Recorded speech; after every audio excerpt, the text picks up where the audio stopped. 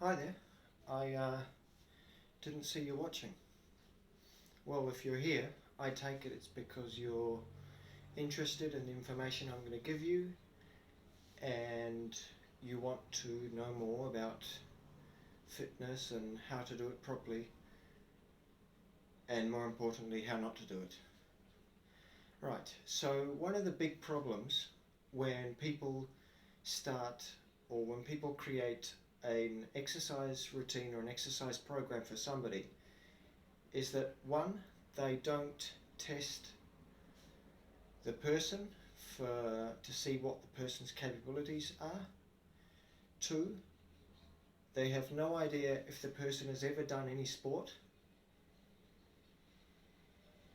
Three, they don't ask the person to see what their objective is. And that leads to training programs that are wrong, objectives that don't get achieved, in amongst a lot of other things. Today, I am going to take you through both with examples of some exercises and just explanations of how to execute them with others for a session for somebody that is getting prepared for a marathon, a 10k one, and they have to do a resistance session at home. As I said before, some of the exercise I will be able to show you, other exercises I will have to explain verbally how to do them,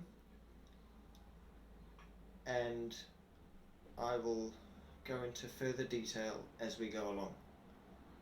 So, without further ado, let's get started. Okay, the first exercise is squats. Alright, with squats, it's really important that your feet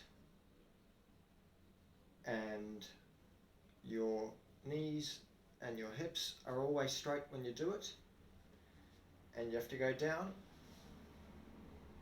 and come back up again.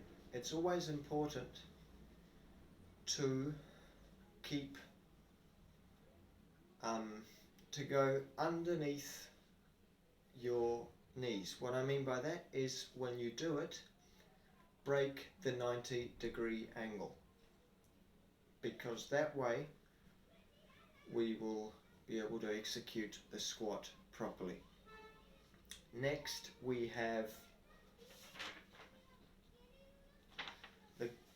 the glute bridge. This one I can't show you properly because I don't have the room, as you can see, but I can explain it perfectly well. Okay, I want you to lie down on the ground, bend with your back on the ground. I want you to bend your knees with the bottom of your feet on the ground, not your heels. And I need you to just, without moving your feet, lift your glute muscles off the ground and just place them on the ground again. And you have to lift them until the movement of your hips allows you, which is basically from here to here. I don't know if that helped, but I hope it did. And I want you to do that with both legs on the ground and then with one leg only.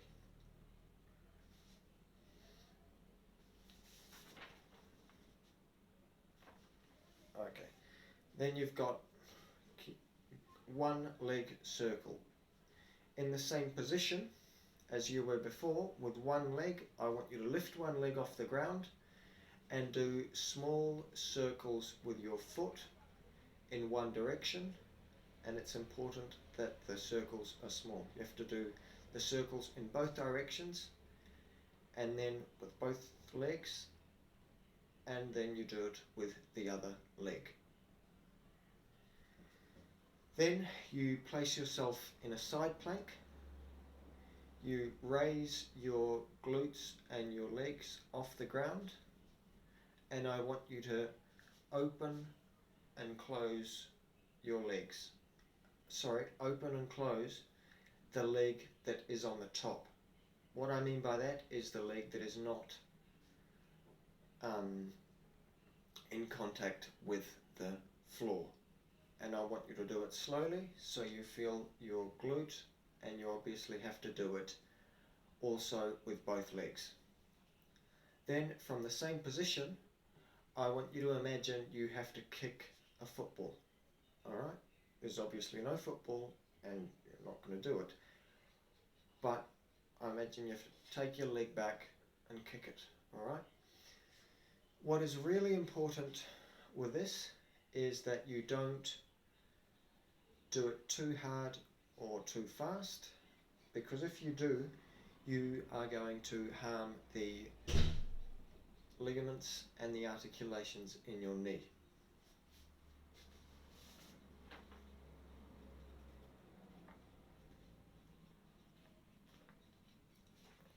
This next one, I can try and show it to you, but you need a partner to do it with you. So as you see, I'm kneeling on the ground. My partner needs to be behind me holding my heels, okay? And I need to slowly start moving forward. And then when I feel I'm going to fall, I have to put my hands out, do a press up and come back up. And that is basically the exercise. When you've got somebody holding you, you can move forward, can move further forward than what I did now, because you're not actually going to physically hit your face on the ground. I also want you to do this exercise the opposite way, which means starting from here and coming up. Alright?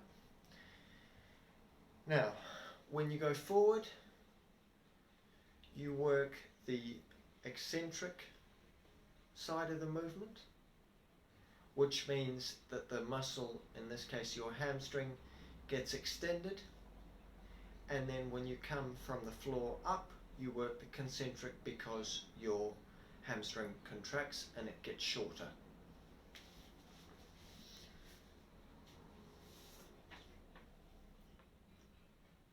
Okay. Then you have this other training method called Tabata, which is you do 20 seconds of exercise and you do 10 seconds of rest. And you do that for a total of 8 sets, which that comes up to 4 minutes. Okay? It's used for multiple different kinds of exercises, but it's normally used for core exercises. So what is done is they take 8 different core exercises and they just do them with that frequency, 20 seconds of work and 10 seconds of rest. Right. Next we have tricep dips. Alright. So with a chair or a bench or a bedside table, whatever you can find in your home, I want you to, from this position here, you need to extend your legs completely and you need to go down until you can't go down anymore because your legs, because the movement in your arms just doesn't let you, and you come back up again until your arms are fully straight. You go down,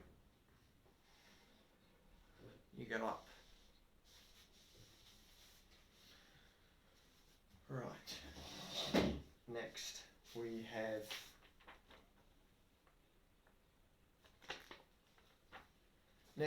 have the famous push-ups.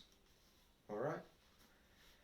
Now, there are lots of ways of doing push-ups depending on your physical condition and your objective. You can do them on your knees, which in that case you only work half of your body with half of the amount of weight. You can do them with so-called normally, which is with your legs at the same width as your hips and your arms at the same width as your shoulders. You can do them wider, which means instead of having them here, you do them out here, and you would obviously put the same width between your arms and your shoulders as you would between your legs and your hips. Okay, so the exercise I want you to do today are just the normal press up and the diamond press up. Now, the diamond press up, there isn't any huge difference with a normal press up. The only thing that changes is the position your hands are in. Okay, so a diamond press up, as you can see, my hands are in that position when I do the press up at all times, which that means when I go down, I will basically be touching my face with my hands. Alright? Something that needs to be taken into account when doing full body press ups at all times, regardless of the position of the hands or the position of the legs, is that at all times our lower back should be straight and it should not be curved in any way. If it is, we either stop or we just slow down.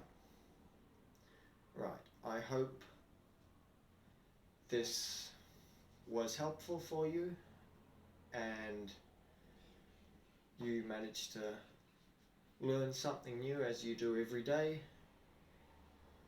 and you think you've made good use of the time while you've been listening to what I've told you. If you have any doubts or you would like to go any deeper into what I've said, have no doubt in contacting me via telephone or my social media platforms. See ya.